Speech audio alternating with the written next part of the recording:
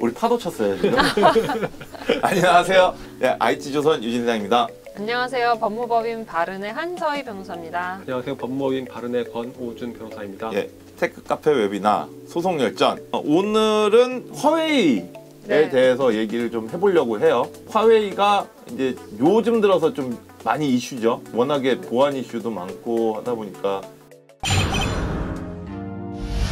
중국 장교 출신의 회장이 지금 CEO로 있고 설립을 했고 중국에 상장을 안 하고 있어요. 그래서 상장을 안 하고 있어가지고 봐라 니네가 투명하게 기업을 할 거면 상장을 했었어야 오른데 상장을 하지 않고 성장을 엄청나게 빠른 속도로 하고 있으니 중국의 지원을 받아서 한 거 아니냐 이런 오해 아닌 오해일까요 아닐까요? 미국에서는 이미 화웨이를 이미 공공의 적으로 만들어서 거의 엄청나게 두드려 때리고 있죠. 네. 화웨이가 보니까는 그 소송이 거의 다 특허 침해 쪽인 것 같더라고요. 맞아요. 집단 소송도 있긴 있더라고요. 어떤 집단 소송이 있었을까요? 넥서스 관련돼서. 넥서스 P라는 게 이제 뭐가 문제가 됐냐면 그게 구글하고 화웨이가 같이 만든 핸드폰인데 이제 실제 제조사는 화웨이고 소프트웨어 공급은 이제 구글이 한 거예요. 옛날에 그 구글 안드로이드가 업데이트 될 때마다 그에 맞춰서 딱 뭐 만들어진 게 넥서스잖아요. 꺼졌다 켰다를 계속하는 현상이 몇 개 핸드폰에서 발생을 해가지고 이거는 이제 기기를 교체하지 않으면 안 된대요. 그래서 요거 때문에 이제 소비자들이 구글에다 항의를 했더니 구글에서는 이거는 제조사의 결함이다. 우리는 아무 책임 없다. 근데 이제 소비자들은 이거를 기기를 교체를 하지 않으면 안 되니까 이전에 뭐 그런 데이터 같은 게 다 날아가는 거예요. 그래서 이제 소비자들이 분노한 거죠. 또 화웨이에서는 이거는 구글의 탓이다. 약간 이런 식으로 얘기를 해서 서로 책임 떠넘기기를 하다가 결국에는 이게 집단 소송으로. 그래서 결론이 어떻게 난 거예요? 결과적으로는 이제 배상을 하기로 하고. 누가 배상을 하는 거죠? 구글과 화웨이가 같이 배상을 하는 걸로 됐던 걸로 저는 알고 있어요. 배상 금액을 이제 지급하기로 하는 그런 합의가 이루어졌습니다. 기기 결함인 거죠. 이것도 마찬가지로 이거는 뭐 제조물 책임 대상은 아닌 것 같고 확대 손해 발생된 사안은 아니니까 어쨌든 기기 자체에 대해서 이제 결함이 생겼기 때문에 거기에 대해서 손해배상을 해주는 그런 합의가 이루어진 걸로 보이고 기기 업그레이드를 받은 사람들도 있어요. 이 문제가 생긴 거를 이제 보상 교환 이런 서비스를 받은 사람들은 $10 정도만 보상을 받았고 아닌 사람들은 이게 뭐 $400인가 이렇게 한 사람당 이게 핸드폰이니까요. $400면 한 대 살 수 있는 돈 아닌가요? 그거를 당연히 줘야 되지 않을까요? 기계가 완전히 이제 자기 갖고 있는 데이터도 망가지고. 그러면 데이터 같은 경우는 인정을 안 해주는 건가요? 만약 이 안에 있는 데이터가 다 백업이 안 되는 거잖아요. 그러면은 아마 걔는 옮길 수 있을 거예요. 이게 부팅 문제라고 하니까 이제 부팅이라는 게 이제 처음에 핸드폰을 어떤 운영 체계로 세팅을 하는 거거든요. 결과적으로 거기 안에 있는 데이터는 그대로 있는 거예요. 그러면 부팅만 이 핸드폰이 아니라 다르게 연결해가지고 부팅만 하면은 충분히 데이터는 살아있는 거니까. 그래서 데이터는 인정을 안 해요. 근데 보통의 경우는 전자기기 같은 경우에 그런 일이 있을 수 있는 거잖아요. 뭐 문제가 생겨가지고 데이터를 못 살렸다. 그러면은 그 데이터는 법원에서 인정을 해줄 수 있는 거예요? 저번에 이제 말씀을 드렸지만 이제 그게 이제 특별손해 가는 거죠. 데이터에 뭐가 있을지 사실 모르잖아요. 그렇죠. 일반적으로 회사에서는 그렇기 때문에 거기에 엄청 귀중한 게 이제 담겨져 있었다. 내 집문서가 들어있었다. 예를 들어서 안할 것 같아요. 그러니까 어쨌든 그런 거를 가치가 있었던 게 있었다 하더라도 통상 이제 합리적인 수준에서 예상할 수 있는 금액을 초과하는 금액은 이제 법원에서 인정을 안 하죠. 아니 제가 이게 정확한 기억인지는 모르겠는데 핸드폰을 하나가 고장이 나가지고 근데 거기에 이제 돌아가신 어머니 아버지 부모님들 사진 같은 사진이나 뭐 이런 게 녹음이 돼 있었던 거죠. 근데 그걸 못 살리니까 되게 안타까운 사연을 제가 한번 읽었었던 적이 있거든요. 근데 그런 것도 사실은 복구할 수도 없는 거고 만약에. 그렇죠.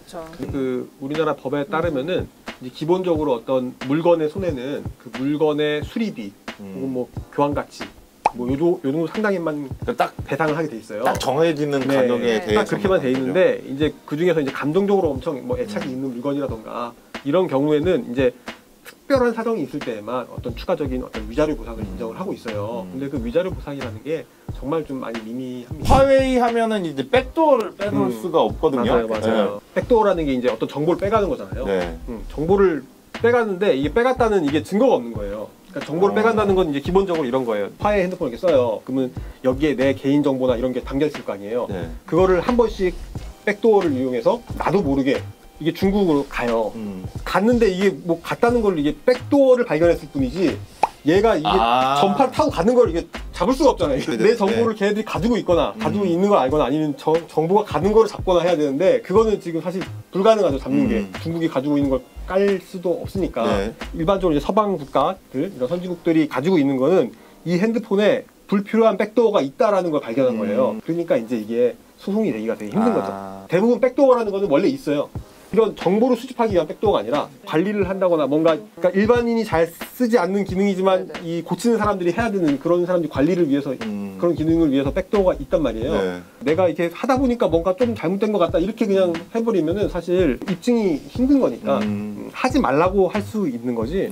사실 그거에 대해서 뭐 엄청 하기 좀 힘든 것 같고 그리고 또 이제 한 가지 더 말씀을 드리자면은 이게 기본적으로 이제 스파이 행위잖아요. 네. 스파이 행위를 뭐 지금 중국이 뭐 이런 부분에 있어서 되게 뭐 세계적인 몰매를 맡고 있는데 이게 지금 얼마 전까지만 해도 전 세계에서 다 하던 일이었습니다. 다 파견해서 다 기술 뭐 가져가고 뭐 이렇게 했죠. 그리고 스파이는 기본적으로 안 당해야 되는 거지 당하고 나면은 방법이 없어요. 너네들도 했잖냐 이렇게 나오면 할 말이 없는 거예요. 사실 다들 하는 거니까. 화웨이 측에서는 이거는 애플리케이션 제작사의 문제인 거지 우리 기술적인 이제 핸드폰 제작의 문제는 아니다 이렇게 방어한 걸로 알려지고 있고 네. 민사소송으로 해결하기는 어려운 게 내 정보가 어떻게 침해돼서 어떻게 이용돼서 나에게 어떤 손해가 왔는지는 몰라요. 낚시 문자들 있잖아요. 그걸로 내 정보를 쫙 빼갔는데 어느 날 갑자기 안 오던 곳에서 막 문자가 날라오고 하지만 이게 어디서 어떻게 이제 정보가 유출된 건지 저는 그 인과관계를 입증하기 어렵잖아요. 그렇기 때문에 우선 이제 민사적인 방법이나 이런 소송적인 방법이 쉽지 않은 것이 또 두 번째 것 같고 최근에 많이 논의되는 게 사이버 보안. 네. 그 국가적인 보안의 문제로서 이제 보안법을 제정하자 내지는 사이버 보안 협약에 가입을 하자. 우리나라 아직 사이버 보안 협약에 가입 안 한 걸로 알고 있는데 네. 그런 식의 문제로 이제 많이 논의가 되지 이게 바로 뭐 소송이나 뭐 처벌의 문제가 되기는 이제 쉽지가 거죠. 않은 거죠. 미국이 중국 앱들을 지금 막으려고 하고 있잖아요. 그렇죠. 네네. 얼마 전에 네. 그래서 뭐 틱톡하고 그렇죠, 위챗하고 이런 것들 좀 막으려고 하고 있는데 이게 같은 맥락에서 봐야 되는 거네요. 그게 명시적인 원인이었었어요. 그 당시에 문제됐던 것. 네. 냉전 시대엔 막 그런 막 것이 있었고 또 억울한 사태도 발생하고 뭐 이랬었잖아요. 그거는 이제 사람이 가서 스파이 행위를 하니까 뭐 사람을 잡으면 되는데 이거는 그게 아니라 이제 일반적으로 배포되는 소프트웨어에 기본적으로 원래 있어야 되는 기능뿐만 아니라 뭔가 이 바이러스 같은 기능이 하나 살짝 있는 거예요. 정보를 수집하는 기능이. 근데 이게 의도적인 거냐 아니면 원래 하다 보니까 그냥 이게 이렇게 들어간 거냐라는 거를 이제 입증하기가 너무 힘들죠. 가져간 거 자체가 확인이 안 되니까. 스마트폰 무서운 것 같아요. 거기다 또 앱은 제가 깔잖아요. 그렇죠. 앱은 내가 누가 다운하라 했어? 그러니까, 이럴 수 있어요. 그렇죠. 미국에서 살다 온 친구들 보면은 되게 놀라더라고요. 스마트폰 이용하다 보면은 어떤 앱을 다운받든 다 권한을 요청해요. 예. 전화를 걸고 끌 수 있는 기능, 뭐 사진, 미디어, 뭐 연락처에 접근할 수 있는 기능 다 동의하라 하잖아요. 근데 미국에서는 그거 안 해도 다 쓸 수 있더라고요. 우리나라가 개인정보 보호 관련된 법률이 훨씬 더 강화돼 있고 미국은 좀 완화돼 있고 유럽은 우리나라처럼 좀 강화돼 있거든요. 우리나라는 이제 모든 걸 허용해야지 접근할 수 있는 거고 미국 같은 데는 기본적인 법 체제가 내가 빼줘. 나 이거 안 할 거야 라고 해야 되는 거라서 이게 우리가 동의를 할 수 있는 권한이 있는 거고 그래서 계속해서 업체들이 동의할 거니? 라고 묻는 아니에요, 거고 그건 아니에요. 그거 아니고 기본적으로 미국 앱 자체는 사진, 미디어 파일 같은 접근 거 접근 안 하는 걸로 해도 앱이 다 돌아가요.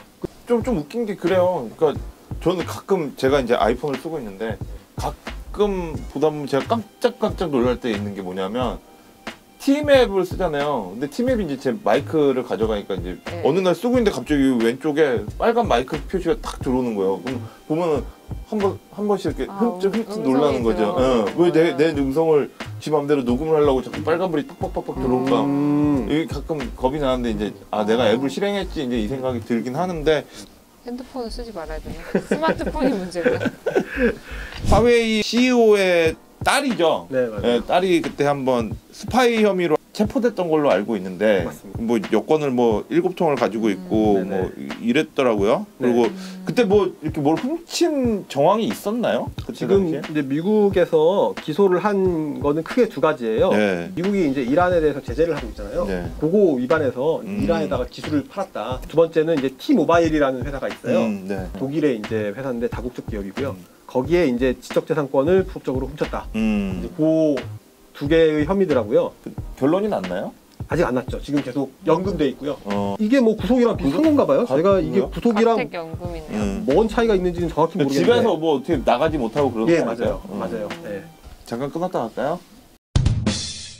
거기에 있던 로봇팔을 이렇게 떼다가 가져갔대요. 아 진짜요? 이제 그거에 관해서 이제 프로그램 소스 코드를 빼갔다는 혐의로 또 이제 훔친 거네요. 네.